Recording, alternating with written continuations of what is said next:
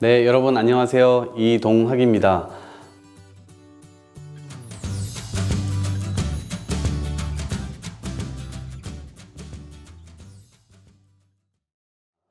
오늘 여러분께 환경에 관한 이야기를 들려드리려고 하는데요. 지금 기후위기 시대, 그린 뉴딜 시대 이렇게 얘기를 하고 있는데 제가 이 촬영하고 있는 시간에 영국 글래스고에서 COP26이라고 하는 기후변화 대응 이 당사국 총회를 하고 있습니다. 약 190여 개의 나라의 정상들이 다 참여하고 있고 지구 전체에서 도대체 무슨 일이 일어나고 있는지 이것들을 각 국가가 어떻게 대처해야 되는지를 논의하고 있습니다. 그렇다면 우리는 어떤 방향으로 가야 될까? 오늘 이 얘기를 하려고 하는데요. 기후변화 하면 사실 너무나 거대한 얘기이기도 하고 잘 눈에 보이지도 않는 얘기입니다. 근데 우리는 오늘 눈에 보이는 우리가 일상에서 매일매일 배출하고 있는 쓰레기에 대한 이야기를 해보려고 합니다. 전 세계가 지금 자원순환이라고 하는 관점에서 여러 가지 정책적인 이 대안들을 찾고 있는 상황이고 또 실행하고 시험해보고 도전하고 있는 상황입니다. 과연 우리는 어떤 상황인지 그런 것들을 총괄적으로 한번 알아보도록 하겠습니다. 자원순환 이 사회를 구축하는 것은 기본적으로 지금 모든 나라들이 다 가고 있는 방향입니다. 그래서 자원순환에 관한 법을 두고 있고요. 그 다음에 각 지자체별로 조례를 지금 두고 있는 상황입니다. 그 조례들을 통해서 우리가 살고 있는 마을에서는 어떻게 진행을 하고 있는지 이런 것들이 쭉 추진되고 있는데요. 지금 현재 전 세계의 플라스틱 생산량을 보게 되면 1950년도에는 약 200만 톤 정도가 생산됐습니다. 그런데 불과 50년이 딱 지나서 2억 톤이 생산됐습니다. 2002년도였어요. 그런데 현재 거의 4억 톤에 도달했습니다. 처음 2억 톤이 늘어나는데 50년 걸렸는데 다시 2억 톤이 더 늘어나는데 불과 20년밖에 안 걸리게 된 겁니다. 이 속도대로라면 10년 뒤에 우리는 6억 톤의 플라스틱 생산량을 기록하게 될 겁니다. 지금 현재도 우리가 제대로 막지 못해서 쓰레기 산이 육지에 생기고 있고 바다에는 쓰레기 섬이 생기고 있는데 이것을 과연 우리가 어떻게 대처할 수 있을까요? 유럽 지역은 북미 지역과 함께 플라스틱 생산량 자체를 계속해서 줄이고 있습니다. 그런데 다른 아시아 지역을 중심으로 중국과 필리핀, 인도네시아, 말레이시아, 베트남 등등 경제 성장을 하고 있는 도시에서는 플라스틱 생산량이 계속해서 증가하고 있습니다.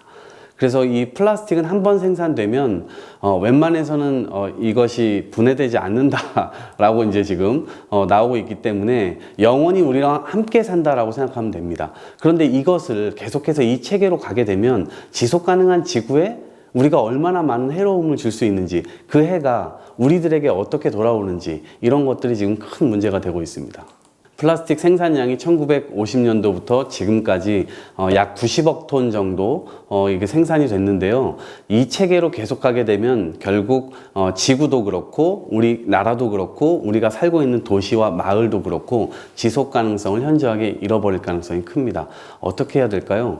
자본주의라고 하는 기본적 토대 위에서 이것을 끊임없이 소비해야 되고 누군가는 그 소비를 위해서 생산을 해야 되잖아요. 그럼 결국 지구 어딘가를 계속해서 갉아서 생산을 해야 됩니다. 그것이 소비되고 우리가 사용되고 폐기하는데 폐기하는 과정은 두 가지로 이루어지죠. 우리는 종량제 봉투에 하나는 넣고 또 하나는 분리배출함에 넣죠. 분리배출함에 넣는 것만큼은 다시 생산체계로 굴리는 것, 다시 이쪽에서 다시 생산되도록 하는 것, 이것이 자원순환의 기본 골자입니다. 그런데 여기서 여기로 넘어가는 링크가 현재 깨져 있는 상황입니다.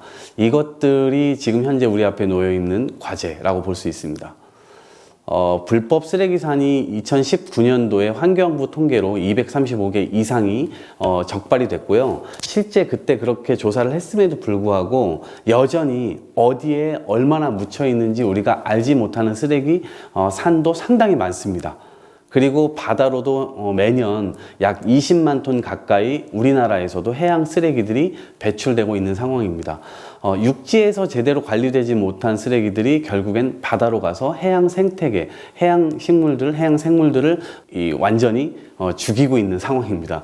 바다가 죽으면 인간도 살기가 어려워지게 되겠죠. 우리가 삶을 한번 돌아보면 좋을 것 같습니다. 기본적으로 생산이 있고요, 유통이 있고, 그 다음에 소비와 폐기가 있는데, 우리는 기본적으로 소비와 폐기 단계에서 개입해가지고 우리가 실제로 할 수 있는 것들을 해볼 수 있을 텐데요. 생산과 유통 과정은 기업의 역할, 정부의 역할, 이런 것들이 굉장히 중요하다고 볼 수 있습니다.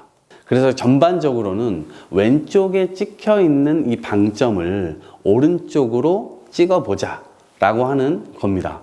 그래서 환경부에서 그리고 이 정부 정책으로 자원순환 대전환, 녹색 전환을 실현하자라고 하는 관점에서 여러 가지 이제 계획들을 발표하고 있는데요. 지금 현재 지방자치단체들과 함께 추진되고 있는 사안들입니다.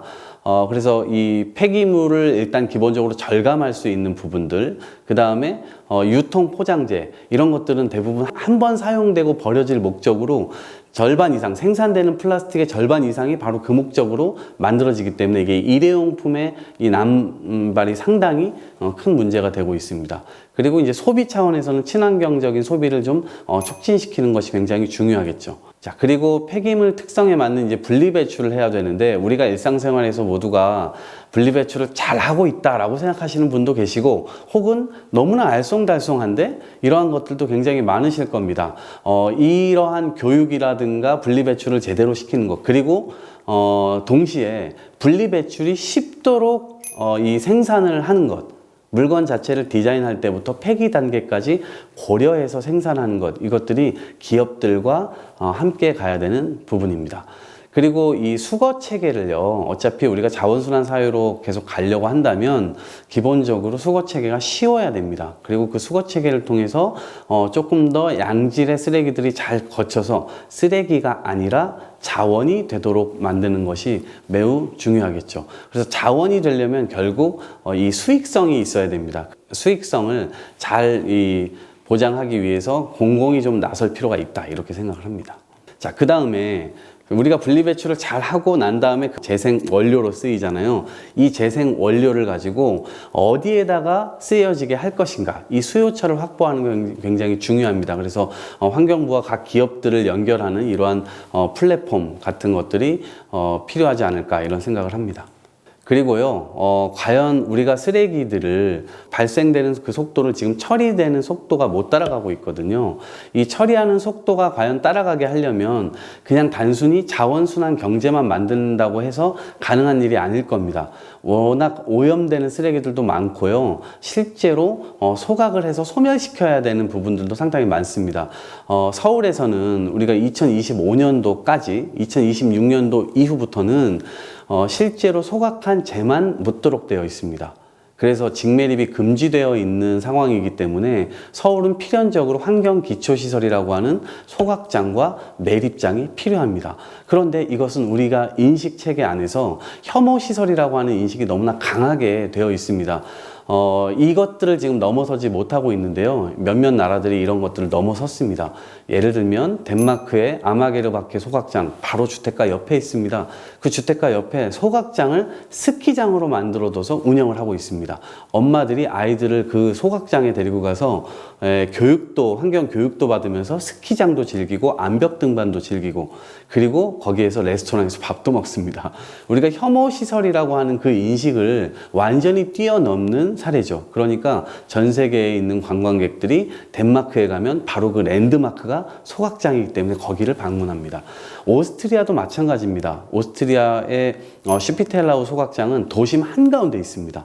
주택가들과 함께 공존하고 있고요. 궁전처럼 지어놨습니다. 그러다 보니까 여기 역시도 한 해에 50만 명 이상의 관광객들이 그곳을 찾고 있습니다. 그리고 소각되는 열과 난방, 그 다음에 이 열 에너지로 전기 에너지로 전환을 시켜서 오히려 그린 뉴딜 시대, 이 대전환 속에서 에너지를 어떻게 수급할 것이냐의 문제가 있는데, 오히려 쓰레기를 소각하면서 에너지까지 만들어내는 그린 뉴딜 시설로 그 마을에서 운영을 하고 있습니다.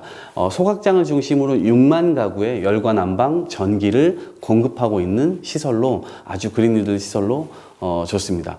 그리고 일본의 사례를 보게 되면요, 일본은 무사시노 소각장이라고 있는데요. 그곳에 무사시노 시입니다. 그 시에 가면 시청 바로 앞에 그러한 소각장이 있습니다. 소각 에너지 발전소인데요. 그곳은 완전히 쾌적하게 만들어져 있기 때문에 옥상에서는 시민들이 텃밭을 운영할 정도로 굉장히 쾌적합니다. 그리고 그 안으로 들어가게 되면 청소년들이나 어린이들이 와가지고 쓰레기가 도대체 어떻게 처리되는 과정을 거치는지 이것을 눈으로 직접 보고 교육을 합니다. 그리고 나서 거기에서 쓰레기를 보통 소각하게 되면 10분의 1 정도의 재가 나옵니다. 그 재를 에코 시멘트 회사로 보내서 그것마저도 보도 블록으로 리사이클링 해버립니다. 그러면 유해가스나 악취가 안 날까요? 안 납니다. 음압시설 같은 것들을 소각장에 다 설치를 해뒀기 때문에 그 음압시설로 인해서 많은 냄새들이 다 빨려 들어갑니다. 창문을 열어놓으면 안에 있는 공기가 바깥으로 나가지 않고 밖에 있는 공기가 안으로 빨려 들어올 정도입니다. 그러다 보니까 당연히 악취는 나지 않고 되게 쾌적하게 관리가 되는 겁니다. 유해가스조차도 기술적으로 촉매 처리나 후 처리를 통해서 밖으로 나오는 것은 인체에 유해하지 않을 정도의 아주 극소량만 배출되도록 되어 있습니다. 대부분 나오는 것은 수증기만 배출되도록 하고 있습니다. 우리가 가지고 있는 이 인식을 좀 더 긍정적으로 바꿔서 우리가 이제는 선진국으로 가야 되지 않습니까? 이미 선진국이고 그렇지만 어떤 것들을 후발주자들이 개발도상 국가들이 대한민국을 배우게 할 것이냐. 지금의 기후위기 시대에 우리가 큰 얘기로 탄소 중립이나 이런 것들을 얘기할 수 있지만 우리가 소소하게 일상적으로 탄소가 배출되는 이 쓰레기 문제 역시 굉장히 중요하게 생각해야 됩니다. 그래서 서울에서 이러한 자원순환에 그리고 쓰레기를 에너지로 만들고 그것들을 통해서 배움의 털을 만들고 시민 친화적인 시설로 이런 것들을 만들 수 있다면 전 세계로부터 아마 박수를 받게 될 겁니다. 자, 그러면 이 세 가지 정도로 제가 좀 말씀을 정리해 보려고 하는데요. 첫 번째로는 일회용 경제를 다회용 경제로 바꿔내는 것. 이게 매우 중요합니다. 1분에 100만 개의 페트병 플라스틱들이 팔려나가고 있습니다. 전 세계적으로요. 그리고 1년에 연 5조 개의 비닐봉지들이 일회용으로 사용되고 있습니다. 최근에 보게 되면 우리 식당에 가서 보면 일회용 앞치마 많이 보셨을 겁니다. 아무런 문제의식 없이 그것들이 쓰여지고 있습니다.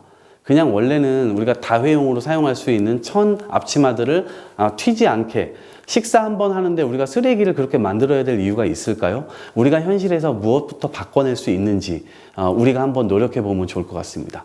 두 번째로는요, 쓰레기라고 하는 것을 제가 아주 쉽게 저는 쓰레기 책도 쓰고 쓰레기 센터도 만들고 이렇게 해서 쓰레기에 관한 활동을 하고 있지만 실제로 쓰레기를 더럽고 냄새나는 것으로 인식하지 말고 깨끗하게 재활용할 수 있다면 그건 아주 깨끗하게 쓰레기가 자원화할 수 있다는 인식으로 변화돼야 됩니다. 그래서 쓰레기는 더럽고 냄새나는 그 인식에서 벗어나서 오히려 우리의 이 자원순환을 만들 수 있는 그러한 연료다 이렇게 생각을 하시면 훨씬 더 좋을 것 같습니다. 앞으로는 그러한 시대를 만들면 더 좋을 것 같습니다.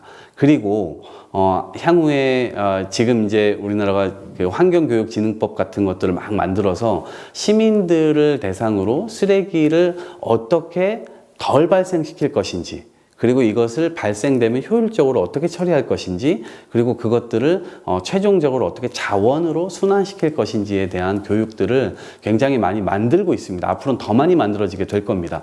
그래서 우리가 우리 당원들이 이러한 노력들을 통해서 환경 선진국으로서 우리나라가 갈 수 있는 그 방향을 국민들과 함께 좀 더 이끌어 나가는 그러한 마을에서의 리더, 당에서의 리더 이런 것들이 된다면 훨씬 더 좋은 선진국으로서의 모습으로 보일 수가 있고 현 시대, 현 세대와 함께 미래 세대까지 함께 생각해 갈 수 있는 그런 민주당 당원들이 되지 않을까 싶습니다. 네, 여러분 이제 우리가 대통령 선거를 앞두고 있고 내년도에는 지방선거도 앞두고 있습니다. 이 과정에서 엄청난 폐기물들이 나오게 될 겁니다. 선거 쓰레기라고 하는데요. 현수막부터 우리가 한번 입고 운동원 이 복장을 하고 그다음에 피켓부터 시작해서 한번 사용하고 버려지는 것들, 이 부분들을 우리 민주당이 자원순환 선거와 자원순환 캠페인을 통해서 국민들에게 우리가 자원순환 사회로 가겠다라고 약속만, 공약만 내걸지 말고 우리들 스스로가 이런 것들을 할 때 실제로 적용해서 실천해 보면서 자원순환 선거로 캠페인을 이끌어 보면 어떨까요? 그런 것들을 저도 당에다가 열심히 제안하고 우리 당 자체가 전반적으로는 국민들과 함께 새로운 이 시대에 맞는 시도들을 해나갈 수 있도록 만들어 보는 건 참 좋을 것 같습니다. 함께 하고 싶고요. 우리가 새로운 시대에 새로운 변화를 만들어낼 수 있는 좋은 든든한 동지였으면 좋겠습니다.